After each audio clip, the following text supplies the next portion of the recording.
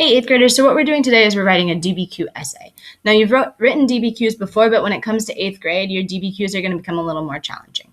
I'm going to read through the directions and the prompts and read the documents as well out loud.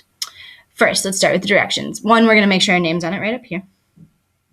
Directions: write a well-organized, clear, multi-paragraph. I made this a different color because it's super important. Multi-paragraph means that our essay is going to be 4 paragraphs. Intro, paragraph 1, paragraph 2, and conclusion.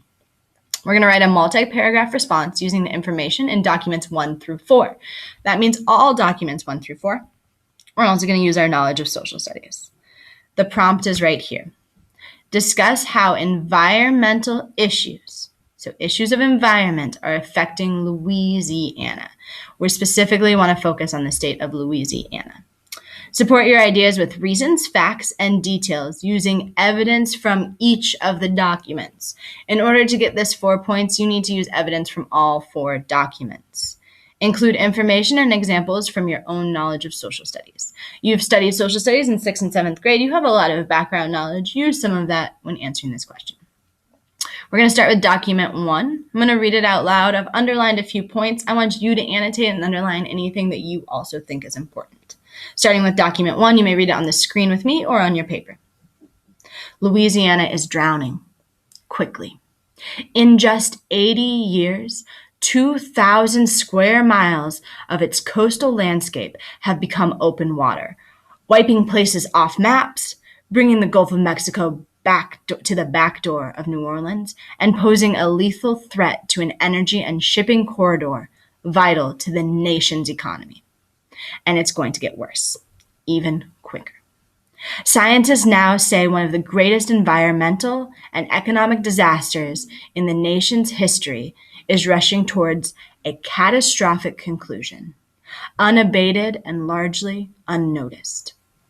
At the rates the sea is rising and land is sinking, National Oceanic and Atmospheric Administration scientists say that by 2100, the Gulf of Mexico could rise as much as 4.3 feet across this landscape, which has an average elevation of about 3 feet.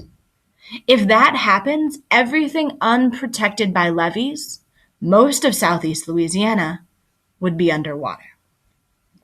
This land being lost is home to half of the country's oil refineries, a matrix of pipelines that serves 90% of the nation's offshore energy production and 30% of its total oil and gas supply. It is a port vital to 31 states, and for 2 million people, it's simply home. I want you to go back through, look at your annotations. What I'm going to do for document 1 is kind of underline and talk about what I thought was important and why I thought it was important. I'm going to do this for document 1. It's your job to do it for document 2, 3, and 4. So after you read it, I want to look. I underlined Louisiana is drowning. That's a really powerful image. I think of this state like going underwater, and when you drown, sometimes you're not able to come back up. I also underlined that it's a threat to energy and shipping corridors vital to the nation's economy. This is a larger problem than just New Orleans. I see that it's a problem for the nation. That's super important, and I want to highlight that.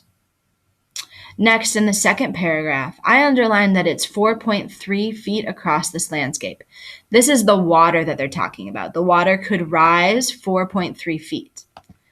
If it's rising 4.3 feet, but the average elevation is 3 feet. So I'm picturing this. Most cities in southeast Louisiana are 3 feet above sea level. If the water rises 4.3 feet, well, 4.3 feet is greater than 3 feet, which means those cities are now going to be underwater. The last thing I highlighted is that New Orleans and the city has ports where trade comes in. We talked about why cities are created on rivers. There's a port, and it's vital to 31 states. This is an effect that doesn't just affect Louisiana, but 31 states in our country. And for 2 million people who live in the state of Louisiana, it is home, and that definitely affects them. All right, we're moving on to document 2. This is a picture of Louisiana, 2 pictures I see. I'm going to try and draw some conclusions. This looks like Louisiana how I usually see it. And I'm wondering what the author of this document is trying to say about the second picture of New Orleans and the second picture of Louisiana. I'll let you think about that. See if you can figure out what's important about document 2. If you know what's important about document 2 or how it affects Louisiana or the nation, write in a quick note on your document 2. How are you going to use this document in your essay? Moving down, document 3. We're reading it out loud. What does the map of Louisiana look like? It looks like a boot, right? Of course it does. The boot is inescapable if you live in Louisiana. It is essentially the state's trademark. It's also a lie. Ooh, interesting. I'm going to underline that. The gaping wound coastal land loss. Sorry, I'm going to start over. The gaping wound coastal land loss has left our state. Ms. Miller always makes mistakes when she reads this. Sorry. The gaping wound coastal land loss has left on our own, our state. Ooh, that doesn't seem right. Well, the gaping wound coastal land loss has left on our state. So I'm just going to take this out.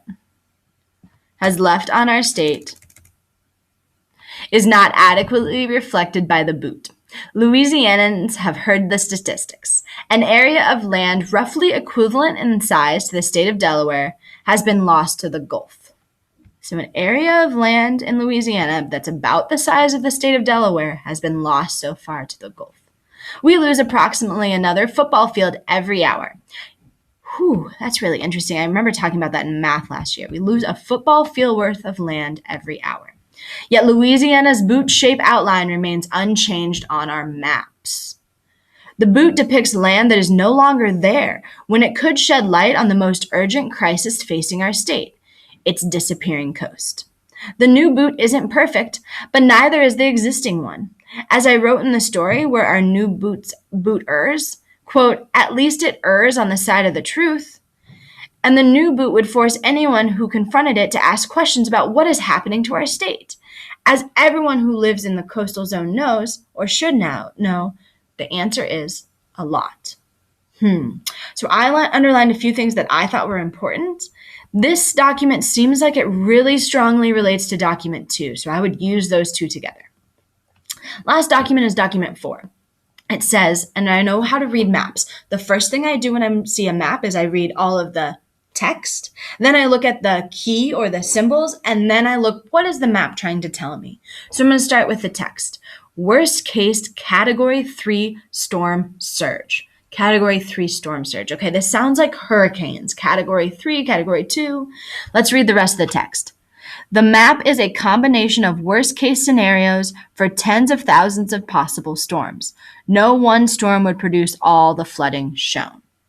So, this is a bunch of different storms. This is not how much flooding one storm would do, but a bunch of different storms could do. I'm looking now at my key. Blue means up to 3 feet. Yellow means greater than 3 feet. This dark yellow is greater than 6 feet, and the red is greater than 9 feet. Now I need to think. Oh, and the last one is with the dashed lines, protected by levee. Ooh, I remember in document 1 that they were talking about levees, so I can probably use document 1 and document 4 together. Now, what do they mean up to 3 feet? Now, I know they're talking about hurricanes, so that probably means water. So blue would mean up to 3 feet water, greater than 3 feet, greater than 6 feet. Okay, so red is the worst. So I'm looking at this map, and I also want to see where is it protected by a levee. There's a levee right here. Ooh, I see that New Orleans has a lot of a levee around it, but not so much this area. Lafayette doesn't have a levee. Baton Rouge doesn't have a levee. Beaumont has a levee. Cool.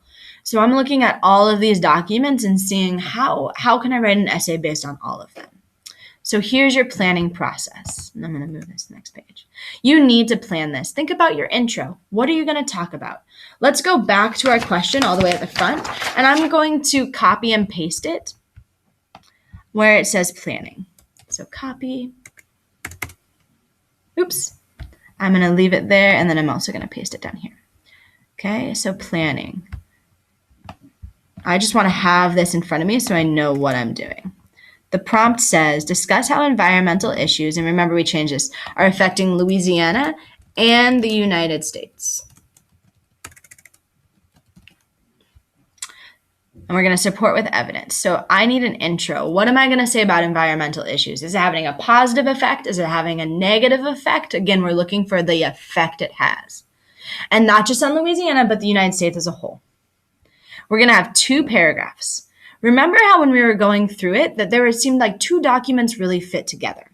It seemed like document 2 and document 3 went together because they're both talking about what the map of Louisiana looks like. Documents 1 and 4, we found that there's a common thing in it about levees.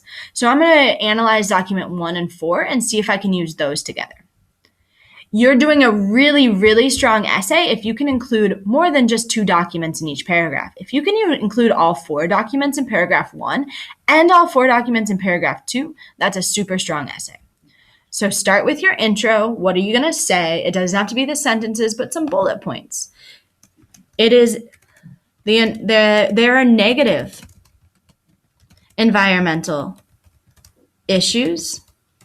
Environmental happening in Louisiana. I'm also going to say, is it affecting the country positively or negatively? The country is being affected negatively. Now, I don't want to see these 2 sentences in your paper. I'm just brainstorming about what I'm going to talk about. I do not want to see that in your essay. These are my words. I want you to use your own words. For paragraph 1, we're going to restate our prompt. We're going to answer the question. We're going to give evidence and specifically say what document you're going to give it from. You will explain it, then give more evidence from another document and explain. Doing the same thing in paragraph 2, and then you're going to wrap it up with a conclusion. Begin writing at this time. You don't want to write first, you want to plan first. So I need a complete full plan. When you have that, raise your hand and I can check with you and say, yes, that's good, or no, make some edits before you write your final revision. Again, your final draft needs to be a 4-paragraph essay. Good luck.